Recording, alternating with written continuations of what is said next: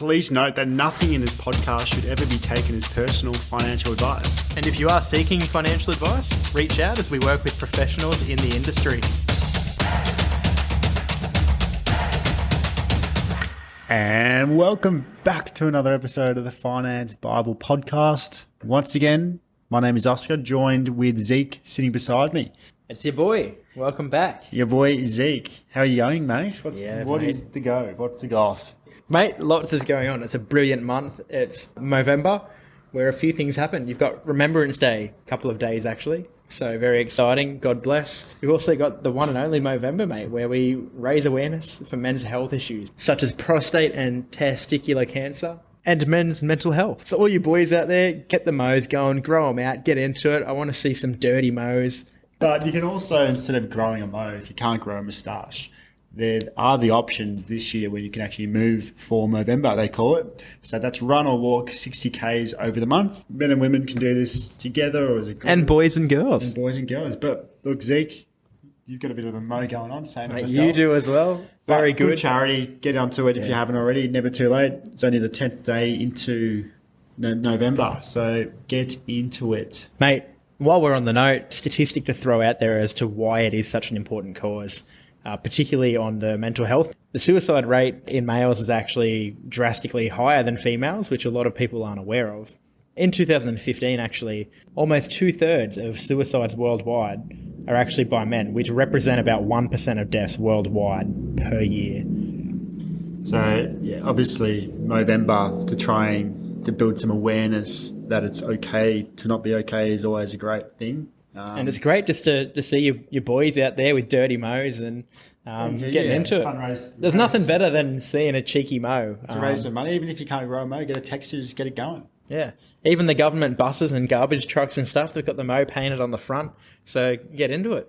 Mate, apart from Movember, what's going on? Mate, today we're talking about a rainy day fund. Currently it's raining in Sydney, so no better time to actually talk about it. True, she's nice and wet out there. Very wet. But we did speak about it briefly a few podcasts ago, just in one of the snippets.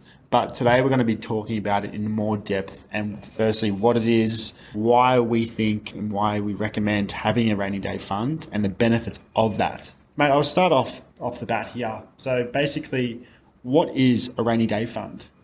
A rainy day fund is what's called an amount of your money which can be set aside for expenses which are classified as emergencies, such as unexpected weather. These are unexpected expenses. For example, if you broke your arm, mate, you would need to go to the hospital.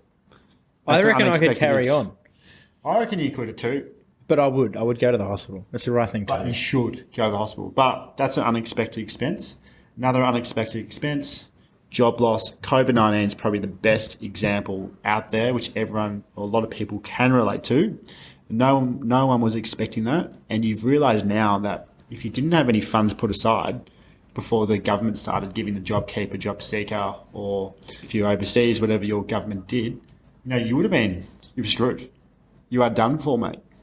So a rainy day fund is extremely important to just have a portion set aside for anything that comes from your ass. It's true. Imagine you're going to an important business meeting. You walk out the door, you're looking good, you've got the mow ready. It starts raining, you've got no umbrella. You're buggered. No good. Your meeting's going to go crap. That's why you need a rainy day fund. All right, that makes a lot of sense. All right. Hang on, let's do another one then, mate. You're at home, it's bushfire week. The fire starts. How do you put that fire out? You've got no hose. The hose being your rainy day fund. Guess what? Your house is burning down. You're done for. Game over. Boom. That's a lot better. But yes, do agree. They are very good analogies and stories and fantasies, whatever you fantasies. Whatever you might have. I don't know if they're fantasies, but I'll take it. How much money do you think we should set aside for a rainy day fund? Just like each pay slip, are we putting some aside? What is the go? I'm of the view that this will vary for everyone, by the way, but how long can you go without money? That's the number one question we try to answer with a rainy day fund. So in my scenario, mate, I think that if I exclude rental income or the actual rainy day fund etc, without any income, I would probably be looking at 4 to 5 weeks before I can generate another sustainable income to maintain my lifestyle. I think for a lot of people out there, we're probably more talking depending on their job industry and their savings amount, we're probably looking at an amount of like 1 to 2 months. So between 4 and 8 weeks. If they lose their job, they go out to get another job. They've got 2 weeks of interviews, 2 weeks of applying for jobs, and then exactly they what I can was going to talk about. 4 weeks probably is the general time frame of finding a new job. So giving you notice, or if something happened, you lost your job. 4 weeks, like Zeg said, interviews for 2 weeks, other 2 weeks, you're generally getting the job. If not, maybe a bit longer. But if you can set aside 4 weeks of your pay or your living expenses just into an account, don't use it, just keep building it up. If something does happen, basically your own insurance, you're looking after yourself. It's one of the most underrated financial decisions, which a lot of people don't actually realize and think about. But if you do this, you're not just looking after yourself, but you're looking after your family as well. And this 4 weeks is for someone with a professional skill. They've got a degree, etc., because they can easily go from their current profession to the same one in a different job. Whereas if you're someone like a younger person, for example, working in hospitality, or you're older and you don't have a particular skill set or a defined degree or role or anything like that, then how long could you be waiting then? You'd be waiting 3 months, 4 months, 5 months. So it's really depending on your actual job, your situation, etc. Yeah. That'll vary pretty drastically. Exactly right. And the question is, a lot of people have brought this up. Where do we create a rainy day fund? The answer is, just make an extra account in your everyday banking, whoever you bank with, for example. As everyone knows, I'm with ING. Rainy day, I've just made an extra account called rainy day fund, so I don't get confused.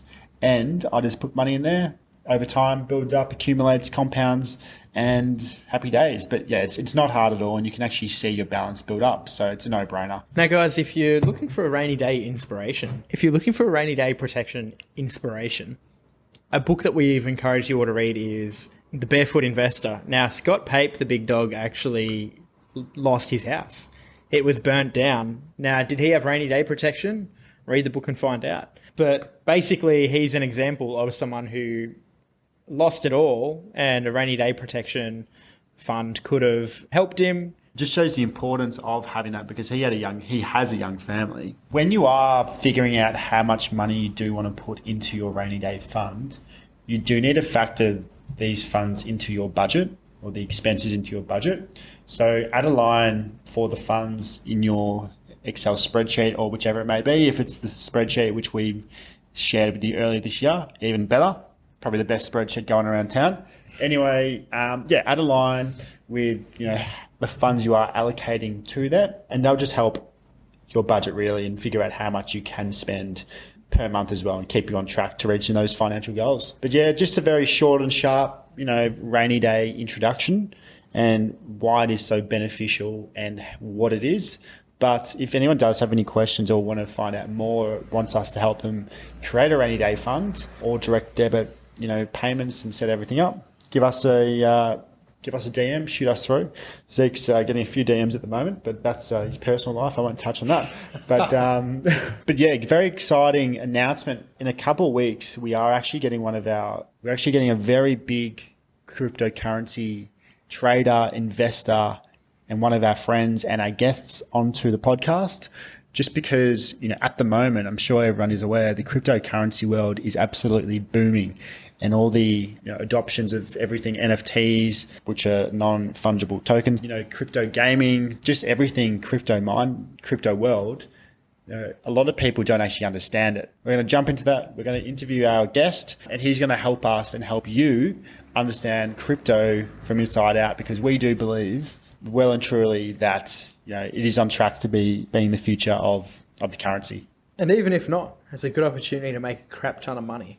Get into it. But until then, keep budgeting, keep investing, and keep listening.